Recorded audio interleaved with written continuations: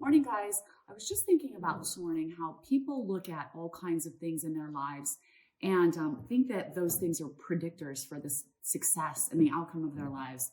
And it's just not true. People look at their family background, their cultural heritage, their zodiac sign, their astrology chart, their birth order, and think, all of these things are what are defining and directing their lives. And the truth is, these are all just conditions. You might think of it as the perfect setup, the perfect setup that God gave you to come into this life and learn the things you need to learn and do the things you need to do. But they're not predictive.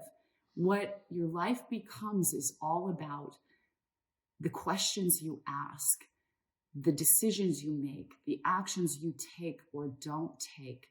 It's interesting because the Master Jesus said, you can do greater things than I've done. I mean, think about that, greater things, but so many people just pass right by that one. What does that mean? We could do greater things than the Master Jesus? How is that possible, right? Well, he also said, the kingdom of heaven is inside. So what does that mean? So when you think about just those two promises, if the kingdom of heaven is inside of you, then what you make of your life, whether it's heaven or hell, is up to you. And you were told you could do even greater things than he had done. So isn't that a miracle? That regardless of what you came from, doesn't matter if you had the worst parents on earth, that was the perfect condition for you. If you have the astrology or that tells you something is going to happen, or the DNA that says you have a propensity for heart disease. All of those things can be changed because they all are about your life.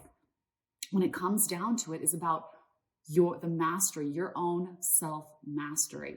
And that is through your own decision making, through the questions you're able to ask and answer. Because, my husband and I wrote the book, Ask the Bridge from Your Dreams to Your Destiny, because what we realized is there's no question you can ask that doesn't get answered. So the bottom line is, when you look around your life, all of these things that we look to for answers are not really the predictors of our lives. It doesn't really matter what happened in our families or the dynamics.